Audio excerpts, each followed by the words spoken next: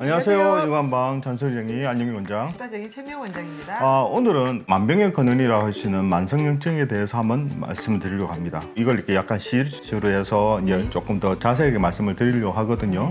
염증이라는 것이 우리 몸에 이제 세균이나 바이러스에 감염되었을 때 감염 조직 부위에 일어난 반응으로 해서 한부가 붓는다든지 통증과 열이 생기는 것을 말하거든요. 그래서 뭐 이게 이제 급성염증과 만성염증이 생기게 되는데 이제 문제는 일단 만성염증입니다. 네. 만성염증이 신체 이상을 부추기는 나쁜 염증이거든요. 만성염증은 나쁜 염증이에요. 그렇죠. 문제는 뭐냐면 이게 만성염증이 심내혈관 질환이라든지 네. 또 치매라든지 암 네. 같은 온갖 질병의 원상으로 꼽히고 있거든요. 그럼 일단은 만성염증 중에 하나가 원인이 될 수 있다. 원인이 된다는 거죠. 네. 그러니까 일상생활 중에 있는 미세먼지라든지 고혈당, 네. 식품 첨가물, 그렇죠. 스트레스. 인스턴트 음식물에 들어있는 첨가물, 고혈압, 스트레스 뭐 이런 것들이 그렇죠. 다 이런 원인들이 되는 이제 거네요. 몸과 마음을 혹사하게 되면 염증성 단백질이 조금씩 쌓이게 되거든요. 네. 그 염증성 단백질이 온몸에 퍼져서 결국 이게 만성 중증 질환을 유발하는데 네. 이 만성 염증이 이런 질환을 일으킬 때 아무 증상이 없다가 갑자기 확 진행되게 만들어준다고 생각하시면 됩니다. 네. 근데 이게 그냥 갑자기 생기는 게 아니라 점차적으로 수년이나 수십 년을 거쳐서 점점점 몸에 진행이 된다고 볼 수 있거든요. 그게 그러니까 문제죠. 단백질 중에 안 좋은 것들이 쌓여서 갑자기 한 번에 되는 게 아니라 쌓여서 어느 정도 이제 그 한계치가 넘어가 버리게 되면 이제 병으로 나타나게 되는데 그래서 이제 나타날 수 있는 여러 가지 이제 만성 염증성 질환의 종류를 한번 말씀드리게 되면 첫 번째는 이게 베체트병이라고. 들어봤죠? 다들 한번. 뭐 이게 뭐 구강이라든지 네. 음부궤양이라든지 네. 안구증상증 외에도 막 피부 혈관증이라든지 이런 쪽에 장기가 손상될 수 있는 만성 염증성 질환이라고 볼 수 있습니다. 네. 또 혈관에 염증 생기는 혈관염이 동반되기도 하죠. 주로 이제 베체트병 같은 경우는 구강 점막이라든지 네. 혀, 잇몸 같은 입술 쪽에 반복적으로 궤양이 생긴다든지 네. 좋아지기는 좋아져요. 근데 이제 바로 이제 좋아졌다 나빠졌다 반복하게 되면 통증이 심해서 음식을 먹기도 좀 힘들어서 잘 헌다고 그러죠, 입주위가. 네, 근데 이게 이제 확실하게 다 완치가 안 되고 나왔다가 또 재발됐다가 왔다 갔다 하니까 그게 문제네요. 이게 보통 이제 20대, 30대 잘 발병되게 되는데 젊은분들한테. 보통 여자분들한테 많이 발병된다 해요. 네. 그래서 아직도 원인을 정확한 구분이 되지 않고 면역 체계가 비정상적으로 반응하게 돼서 이게 오히려 이제 면역 세포가 신체 정상 세포를 공격하게 되면서 발생한다고 볼 수가 있어요. 자가 면역 질환인 류마티스라든지 네. 가고 뭐 비슷하다고 볼 수가 있겠죠. 네. 그건 베체트병이 있을 수 있고 그다음에 이제 크론병. 네, 그런 병 많습니다. 생각보다. 그렇죠. 보통 만성 염증성 장 질환의 일종이라고 볼 수 있습니다. 그 장에 생긴 만성염증이네요. 그렇죠. 이제 크론병은 입에서 항문까지 소화관 어느 부분에서 네. 만성적으로 염증이 생겨서 복통이라든지 설사라든지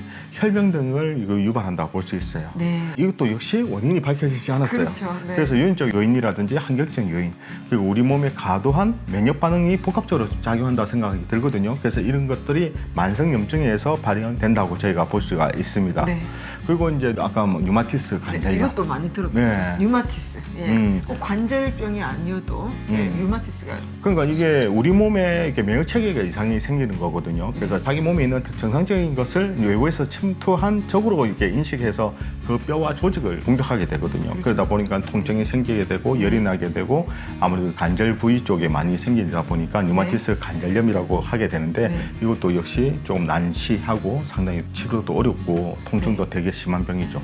거기다가 이제 모소낭, 털이 살을 파고드는 염증성 질환이라고 볼 수 있습니다. 이것도 역시 만성 염증으로 생긴다고 네, 볼 수가 있고요. 네. 그리고 이제 피부하고 관계되는 거는 이제 요즘 지루성 피부염. 네, 이거는 많아요. 많죠. 제 환자 중에서 좀 있고. 네. 이게 아무래도 이제 피지샘의 활동이 과도하게 이제 증가해서 피지 분비가 왕성해져서 머리 밑 두피, 두피. 예, 그리고 그다음 눈썹, 눈썹.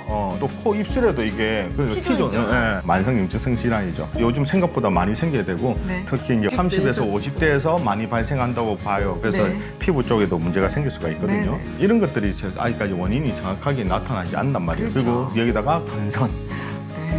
이게 많이 보는 질환들이 네. 이제 좀 나오네요. 참 특히 이제 계절이 바뀌고 건전신 시기에 많이 생긴단 말이에요. 또 이렇게 건선이 생기게 되면 바깥에 보이는 게 조금 지저해 보이다 보니까 네. 전염성병으로 오해되는 경우가 많거든요. 그건 전염병이 아니죠. 아니죠. 그러다 보니까 이런 건선을 앓으신 분들이 우울증이라든지 불안증과 심리적 문제를 겪는 경우도 상당하단 말이에요. 그렇죠. 이게 아무래도 재발이 자꾸 되다 보니까 그런 부분도 영향을 끼치게 돼요. 그렇죠. 이 피부 쪽은 바깥에 보이는 부분에 혹시 드러나게 되면 남들이 보는 자기에 대한 시선이 유산균에 대해서 스트레스를 받으니까 이게 정신적으로도 문제가 오긴 오더라고요. 그러니까 지금까지 말씀드린 그런 질환들이 사실 원인을 정확하게 발견되지는 못했거든요. 네. 그것이 이제 원인이 만성염증에 의해서 될 수 있다는 가능성을 지금 말씀을 드리기 때문에 이 만성염증이 만병의 근원으로 볼 수가 있는 겁니다. 그렇죠. 그래서 아까 만성염증은 염증성 단백질이 장기간 쌓이게 되면 오는 질환이기 때문에 저희가 할 수 있는 건 항상 저희가 강조하는 먹거리를 잘 조절하고 좋지 않은 음식을 먹지 않는 거, 인스턴트 많이 먹지 않는 거,